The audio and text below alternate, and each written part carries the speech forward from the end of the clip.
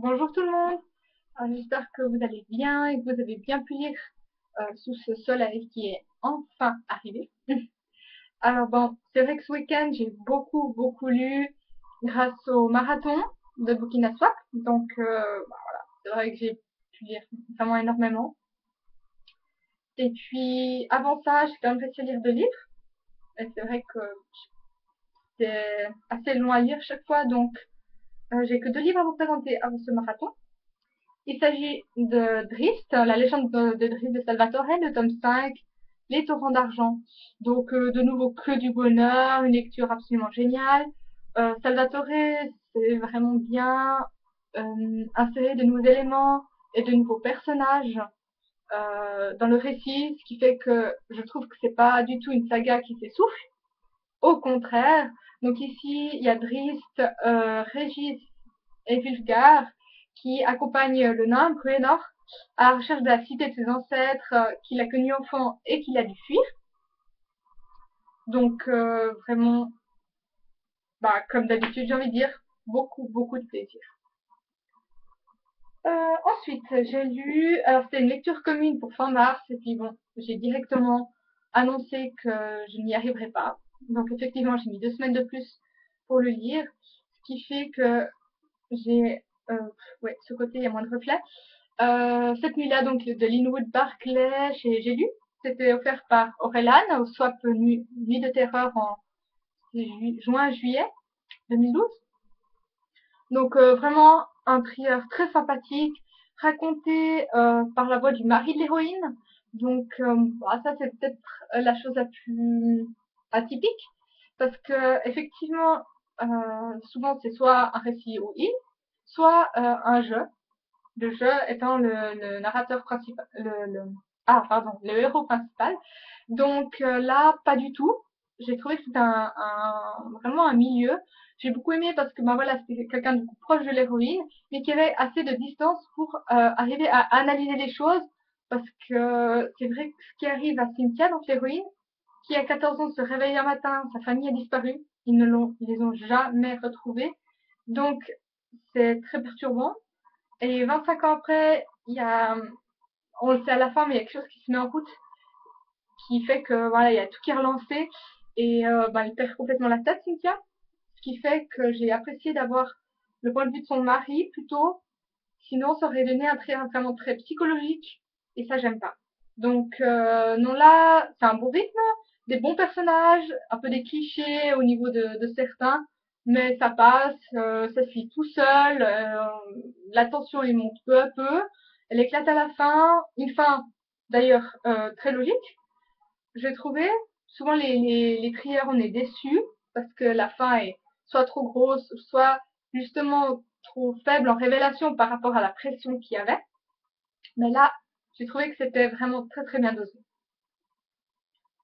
Ensuite, j'ai commencé le marathon. J'ai lu vendredi, pas vraiment 6 heures de suite, mais en tout, j'ai bien lu 6-7 heures sur la journée. Samedi, j'ai lu 3 heures parce que je travaillais jusqu'à 5 heures. Et dimanche, j'ai lu à peu près 6 heures aussi.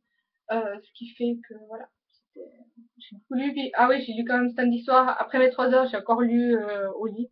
Ce qui fait que j'ai vraiment. Ça faisait longtemps que j'avais plus lu autant. Mais c'est vrai qu'après lundi, dimanche, pardon, soir, mais j'avais la tête grosse comme une pastèque. Parce que je crois que j'ai un petit peu trop lu. Peut-être que je mangeais pas assez. J'avais pas envie de me lever et faire la cuisine. Donc voilà, c'était pas très intelligent de ma part. Donc j'ai lu pour les coups de cœur d'auteurs peu médiatisés Éclat de rêve de Maïwan Solaire chez mon petit éditeur.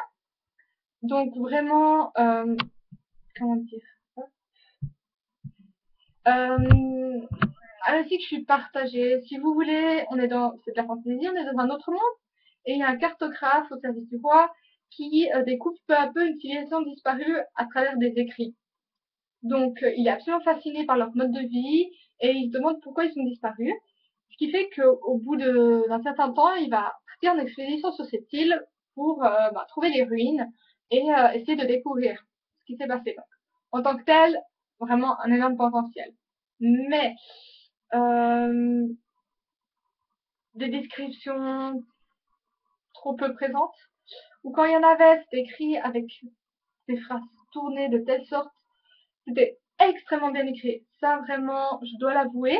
C'était vraiment très, très bien écrit. Un vocabulaire, une syntaxe excellente. Mais ce qui fait que le peu de description qu'il y avait, c'était écrit d'une manière telle que moi, je comprenais pas, en fait. Je devais revenir en arrière, relire, mais j'arrivais. C'est peut-être moi qui ai un problème, mais j'arrivais absolument pas à visualiser comment tout ça était. Et du coup, quand j'arrive pas à visualiser la chose la plus importante, enfin, c'est pas la plus importante, mais disons, c'est quelque chose de très important dans le récit. Et moi, si j'arrive pas à le visualiser, mais du coup, je suis passée complètement à côté. Et puis, c'est vrai, un récit très long. Le cartographe était très très obsédé par ces ruines, qui étaient représentées, si vous voulez, au centre de, cette, de cette île. Il y a un arbre vie, qui abrite au niveau du sol des miroirs, qui peut vous transporter en quelque sorte dans les souvenirs de l'arbre et faire revivre le passé. C'est comme ça que le cartographe va pouvoir voir comment tout s'est déroulé, comment la civilisation a vécu et a disparu. Mais du coup, il est obsédé. C'est d'un coup, il dit non, je veux pas y aller. Et l'instant d'après, il est devant les miroirs et il est plongé dans les souvenirs. Et directement après, il dit ah non, mais en fait, je peux pas y résister, je peux vraiment pas y résister. Et hop, 10 pages plus loin, il est de nouveau à se dire ah non non non, faut pas, faut que j'arrête, faut que je m'en aille d'ici. Et du coup, c'est quelque chose qui me gênait un peu parce que je le trouvais absolument, je sais pas comment dire, mais inconstant. Et moi, j'arrivais pas à me placer quelque part. Après, ce que j'aimais dans ce récit, c'est la civilisation même. Et j'ai été vraiment touchée par leur vie, par leur fin. Mais là où je suis passée à côté, c'est que j'ai pas non plus très bien compris comment elle fonctionnait. J'ai compris le gros, mais je sais pas après si c'est moi qui suis passée à côté ou si elle ne le disait pas. Mais j'ai pas au final compris qu'est-ce qui fascinait autant les hommes du monde dans lequel se déroule l'histoire. Qu'est-ce qui les fascine autant dans la manière de se comporter de ce peuple? Je suis passée à côté, je crois. Mais enfin bref, c'est un livre à lire, hein, mais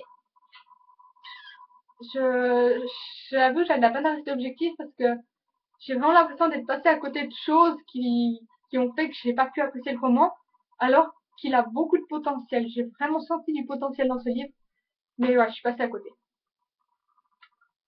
Après, j'ai lu une BD. Alors, ça je l'avais commandée, elle est abîmée, du coup, je l'ai recommandée. Ce qui fait que je l'ai reçue samedi, je l'ai achetée et j'ai adoré. Si vous voulez, maintenant, je m'occupe un peu du rayon BD. Et du coup, ben voilà, il y a des choses que je commande pour le stock. Et il y a d'autres choses, je me dis, ah non, je commande pas pour le stock. Mais du coup, je me les commande pour moi. Et quand je vois qu'il y a un tome 3 qui sort, je me dis, ah tiens, ça a l'air sympa, ça, qu'est-ce que c'est? Et hop, je me commande le tome 1. Du coup, là, mais je ne sais même pas qu'est-ce que j'ai dépensé pendant le mois de mars en BD. C'est absolument affolant. Bon, mon copain, il est très content, mais mon porte-monnaie un petit peu moins. Bref, ce qui fait que je suis tombée sur une BD, un tome 3 qui est sorti. Et j'ai pensé à mon copain, je lui ai présenté la BD, il m'a dit ah ouais, ouais je veux bien. Et puis en fait, j'ai eu moi-même un coup de cœur pour elle. Il s'agit de Taureau. Donc c'est chez Lombard. Attendez, je sais pas si vous voyez bien l'image. Et voilà. C'est chez Lombard. Et c'est de Matteo et Guerrero. Et ça s'appelle Le crâne du roi sorcier, le tome 1. Donc voilà, vraiment une BD, moi j'ai trouvé absolument excellente, de la bonne fantaisie avec des humains, dragons, nains, tout, enfin tout ça. J'ai beaucoup aimé Taureau. On sent que c'est un petit garçon absolument pas comme les autres, mais j'ai pas encore compris ce qu'il avait vraiment de spécial. Pour l'instant, on ne sait pas encore. J'ai beaucoup aimé l'elfe qui est avec lui, qui est pas, c'est pas une de ces elfes, vous savez, la beauté absolument époustouflante, qui crache tout le monde de sa hauteur. C'est plutôt une voleuse, donc elle se met toujours dans des situations absolument impossibles. Donc j'aime beaucoup ce personnage. Et ouais, il y a tout un passé, enfin ce qui s'est déroulé des années auparavant. On sent que c'est vraiment très lié avec l'histoire qui se déroule là, mais je sais pas encore de quoi, ouais, à quel point c'est lié, de quelle manière. Donc je me réjouis. Je vous montre juste les images. Je trouve ça vraiment très très beau. J'aime beaucoup. C'est très coloré. Alors voilà, vraiment, j'ai adoré cette BD. Mais je suis ruinée, donc je vais attendre le mois prochain pour m'acheter le tome 2. J'ai un petit peu trop acheté de bouquins. Après, j'ai lu le fameux Le cercle littéraire pardon, des amateurs d'épluchures de patates de Schaffer et Barrows chez 18. Un coup de cœur, c'est absolument génial. Je sais pas quoi vous dire, tel point je l'ai adoré. J'ai beaucoup aimé les personnages, j'ai aimé comment se déroule le récit, parce que comme je le mets dans ma chronique, en fait, au début, moi, il y a Juliette, qui est une auteure, qui écrit à son éditeur, avec qui elle est très, très proche. Et en fait, je me disais, super, si c'est l'histoire d'une auteure et d'un son éditeur, moi, je vais pas m'ennuyer. J'avais un peu oublié de lire j'avais oublié de quoi ça allait parler, et j'ai pas relu la quatrième de couverture. Donc, au bout d'un moment, en fait, il y a un jeune homme qui lui, enfin, jeune homme, non, faux, pardon, il a une quarantaine d'années, mais donc un homme qui lui écrit en disant qu'il a retrouvé un de ses livres qu'elle avait mis en revente, parce qu'elle en avait à double, et puis elle avait mis son nom dedans. Et lui, sur son île, il a trouvé ce livre, et puis il a écrit pour dire que, voilà, lui sur son île, anglo-normande donc, guernesais, qu'il a aucune librairie et qu'il aimerait savoir si elle peut le mettre en contact avec une librairie à Londres, parce qu'il aimerait retrouver une biographie de Charles Lamb. Et puis, comme ça, elle lui répond, ils s'entendent très bien, et il lui parle du cercle littéraire, l'amateur d'épluchures de patates. Alors, par contre, je sais pas si j'arrive à vous le retrouver là. Ouais, non, l'ordinateur a peine aujourd'hui, je vais pas réussir. Mais en fait, c'est pas le nom, le prénom du club. Je sais pas si j'arrive à remettre la main dessus. Voilà. Le cercle des amateurs de littérature et de tourtes aux épluchures de patates de Guernesey. Voilà. Ça, c'est absolument excellent. Donc, je me disais que c'était bien un titre long, mais en fait, c'est même pas réaliste. Il est raccourci par rapport à ce qu'il devrait être, ce qui me fait vraiment bien marrer. Et puis bref, donc ce cercle littéraire a toute une histoire. J'ai trouvé touchant parce qu'au final, cette histoire se passe en 1946, juste après la guerre. Euh, on pourrait s'attendre à ce que ce soit déprimant, triste. Il n'en est rien. C'est juste absolument touchant, émouvant, drôle. Ça conjugue le sérieux, le drôle, le triste, la joie. C'est vraiment un mix de tout ça qui fait qu'on est juste bien pendant notre lecture. On se sent, je sais pas, transporté. En tout cas, moi, c'était ça. Et puis, on tombe amoureux de Guernesey, on tombe amoureux de ses habitants, on tombe amoureux de ce club, de ce cercle littéraire. Et puis, on est touché par ce qui leur arrive et on a envie de partir. Vraiment, j'ai adoré cette île. Et puis, surtout, moi, je connaissais absolument pas ces îles anglo-normandes. Vraiment. Du coup, quand j'ai découvert ça, j'étais absolument étonnée et j'ai adoré apprendre des choses malgré tout. Et puis, ça parle beaucoup de littérature. Je me suis vraiment bien marrée à un moment donné parce que je sais plus si j'allais la retrouver de nouveau. Ah ouais.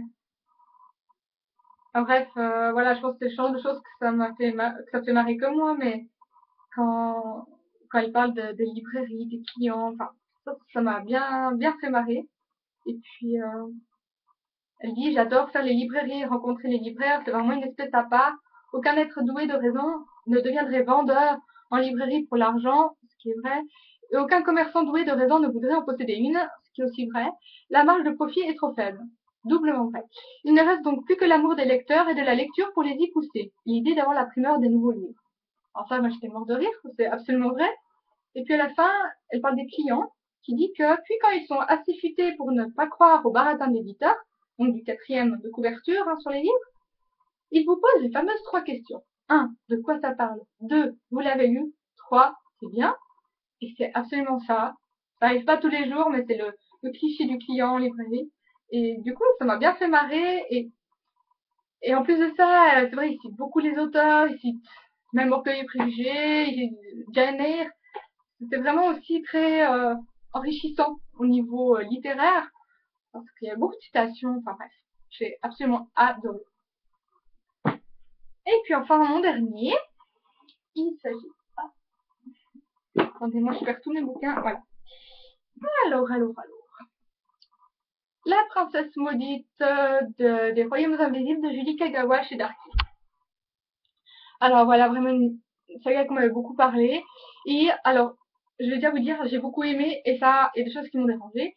Ce qui m'a dérangé en fait, c'est toute cette féerie. Moi, je pensais que c'était de la pure fantaisie ado. Et en fait, c'est féerique. C'est les petits lutins, tous les petits monstres, les elfes, enfin, vraiment. Et cette légende que, voilà, les, comment dire, toute la féerie vit à travers notre imagination. Donc, moins on a d'imagination, moins on croit en eux, plus ils disparaissent et vice versa. Et ce qui fait que ça m'a vraiment pris de court. Ouais, ça m'a fait passer un petit peu à Alice au pays des merveilles. Et c'est pas du tout un univers dans la fantaisie ou fantastique, comme on veut, qui me plaît beaucoup. Donc c'est vrai que ça m'a quand même vraiment un peu refroidi. Après, c'est vrai que j'ai beaucoup aimé Ash, j'ai beaucoup aimé Megan. Au fur et à mesure, ça avance dans la bonne direction. Et à la fin du livre, bah, j'ai eu beaucoup plus de plaisir qu'au début, ce qui fait que c'est de loin pas un coup de cœur. J'ai envie de dire que c'était une lecture détente, hein, qui se lit très très vite. J'ai fait le double de pages que normal. Et donc je pense que je lirai la suite par curiosité. Mais c'est vrai que heureusement que la fin remontait le niveau pour moi. Voilà, donc j'ai lu tout ça début du mois. Et puis ben voilà, à part cette nuit-là et la légende des tristes, j'ai tout lu ce week-end, entre vendredi et dimanche. Et entre ben voilà dimanche et puis aujourd'hui, je lis le tome 2 du cycle des 7 de Nora Roberts chez J'ai lu. Hein. Ouais, chez J'ai lu. Donc voilà, c'est vraiment une lecture. Nora Roberts, je la lisais beaucoup quand j'étais ado et j'ai un peu arrêté après. Et, mais malgré tout, une fois, j'avais quand même acheté le tome 2 et 3 directement et je les ai pas lus. Ce qui fait que ça traîne dans ma PL depuis que j'ai noté. Ah, j'ai eu la bonne idée de pas noter la date, heureusement, ça m'arrête pas. Mais ça fait au moins, je sais pas, entre 3 et 5 ans que je l'ai, si ce n'est plus, donc voilà. C'est sympa, ça se fait lire, c'est très romantique, avec une pote de fantastique toujours. Et puis voilà, mais j'ai envie de dire rien d'extraordinaire, mais bah, ça détend.